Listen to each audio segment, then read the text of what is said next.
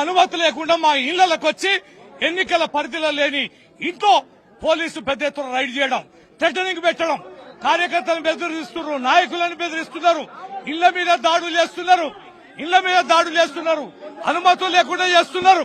అనుమతులు లేకుండా నియోజకవర్గ ఎన్నికల పరిధిలో లేని ఇంటి మీద దాడి చేసి భారీ ఎత్తున ఈ రకంగా పోలీసు వాళ్ళు బెదిరించడం అనేది చాలా దుర్మార్గమైన విషయం.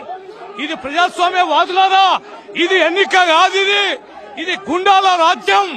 రేవంత్ రెడ్డి చేస్తున్న కుట్రల కుతంత్రాలు ఏది ఏమైనా ఇది చాలా తీవ్ర పరిణామం. ఇది ఏ రకంగా దారి ఇస్తుందంటే మా ఏజెంట్లు కూడా ఉండొద్దు, మేము ఈ నియోజకవర్గాల్లో పార్టీ కార్యకర్తలు ఉండొద్దు. ఇది రిగ్గింగ్ చేసుకోవడానికి బహిరంగంగా బరితెగిస్తున్న ముఖ్యమంత్రి రేవంత్ రెడ్డి ప్రక్రియ. దీన్ని ఖచ్చితంగా తీవ్రంగా ఖండించాలి. ఎక్కడ ఉన్న రాష్ట్ర వ్యాప్తంగా బీఆర్ఎస్ పార్టీ కార్యకర్తలకి, ప్రజాస్వామ్యవాదులకి అందరికీ విజ్ఞప్తి చేస్తున్నాం. అయ్యా, ఈ వీరు చేస్తున్న దౌర్జన్యానికి నిదర్శనం. ఇది నా ఒక్కరికి జరగటాలే. నియోజకవర్గాల బూత్ కమిటీ కన్వీనర్లు, ఏజెంట్లు, కార్యకర్తలు అందరినీ బెదిరిస్తున్నారు, పోలీసు రాజ్యాన్ని వాడుతున్నారు.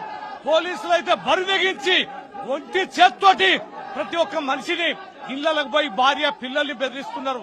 దీన్ని చాలా తీవ్రంగా ఖండించాల్సిందిగా విజ్ఞప్తి చేస్తున్నాం.